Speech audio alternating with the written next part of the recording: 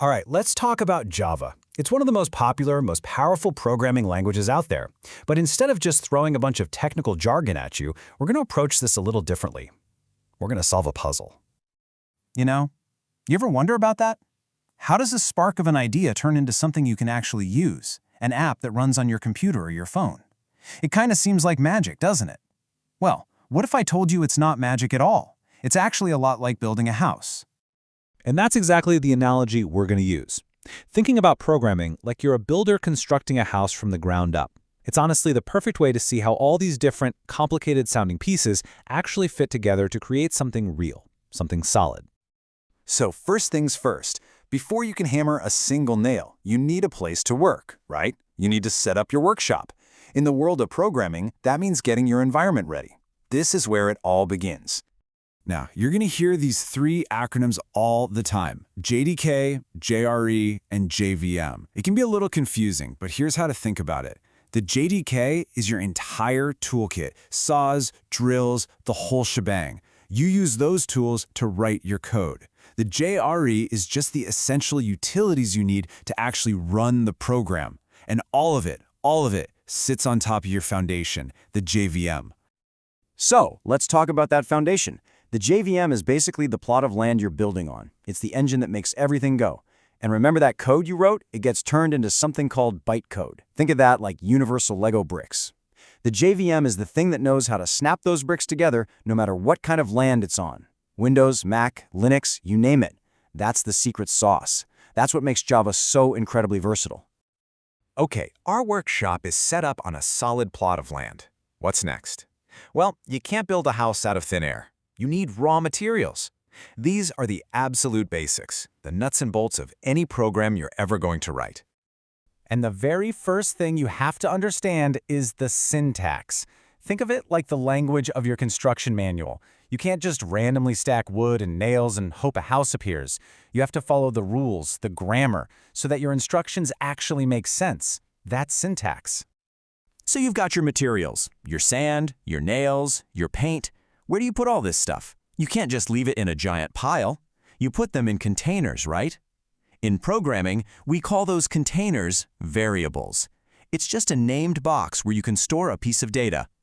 And, of course, any good construction site is an organized one. You need labels on your containers. That is exactly what a data type is. It's a big, clear label on your variable that says, hey, this box is for numbers only, or this bucket is only for text. It keeps everything in order and, more importantly, it stops you from accidentally trying to build a wall with a bucket of water. All right, we have our workshop and our materials are all neatly organized. Time to start building? Not so fast. Every great structure starts with a great plan, an architectural blueprint. In the world of Java, our blueprint is something called Object-Oriented Programming, or OOP. Okay, if you only remember one thing from this whole explainer, make it this. This is the core idea. A class is the blueprint. It's the detailed architectural drawing of the house. An object, on the other hand, is the actual, physical house you build from that blueprint. See the difference? You can use that one single blueprint to build a whole neighborhood of identical houses. Each house is its own object, but they all came from the same class. Now, this whole design philosophy, this blueprinting process, is guided by four main principles. They're often called the 4 pillars of OOP. You've got encapsulation, inheritance, abstraction, and polymorphism. They sound kind of fancy, but the ideas behind them are super intuitive. Let's just touch on the first two. Think about your own house for a second. It has walls and doors, right? They keep your private stuff inside, separate and safe from the outside world. Well, that's encapsulation. It's the principle of bundling your data and the specific tools that can change that data together inside protective walls, keeping it safe from accidental changes from other parts of the program. And then you've got inheritance. I mean, think about it. Why would you draw a completely new blueprint from scratch every single time? That would be crazy inefficient. Inheritance lets you take an existing blueprint, say, for a perfect 2-bedroom house, and then just add to it to create a new blueprint. A 2-bedroom house with a garage. It's all about reusing work and being smart. So the foundation is poured, the materials are on site, and we've got our blueprint clutched in our hands. You know what that means. It is go time. Let's put on our hard hats and actually build this thing. So how does the actual work get done? Well, you don't just stand there and yell, "Build!" at the construction site. You give your crew specific, actionable tasks, right? Install that window over there. Go paint that wall blue. In Java, those specific actions are called methods. They are the verbs, the doing words of your program. But life on a construction site is full of decisions. It's not always straightforward. You need a way to handle choices.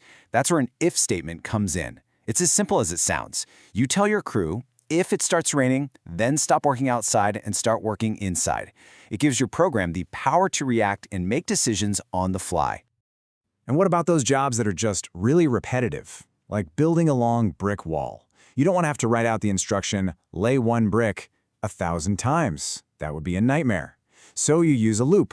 A loop just tells your program, keep doing this one thing over and over again until I tell you to stop. And let's be honest, on any big project, things go wrong. It's just a fact of life. A supply truck is late, a window breaks during installation, whatever. In programming, we call these unexpected problems exceptions. And a good builder and a good programmer always has a backup plan, a way to handle these exceptions so that one broken window doesn't bring the entire construction project to a screeching halt. And just like that, our house is standing. The main structure is built. But a modern house is more than just 4 walls and a roof, right?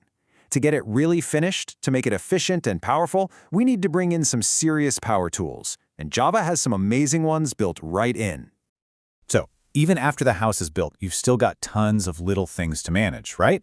All your data, your nails, your screws, all your supplies. Just throwing them in a pile would be a total mess. The collections framework is like getting a set of professional-grade, prefabricated storage units and organizers to manage all that data in a super efficient way. And if the collections framework is your high-end storage system, then the Stream API, well, that's your automated factory assembly line. It's an incredibly powerful way to process data. It's like you can pour a whole bucket of bolts onto the conveyor belt and just say, okay, filter out everything that isn't this exact size, sort the rest by length, and then hand them to me. It lets you do really complex stuff in one smooth, clean operation. So let's just step back and look at what we did. We started with a plot of land, the JVM. We gathered our materials, variables. We designed an incredible blueprint, our class. And then we used our crew and instructions, our methods, to actually build the thing. That entire process, from zero to a finished structure, that's the conceptual toolkit of a Java developer. When you look at it that way, Java stops being just a programming language. It's a whole construction company in a box. It gives you the foundation, the tools, the materials, and the architectural principles to build just about anything you can imagine, from a tiny little shed to a towering skyscraper.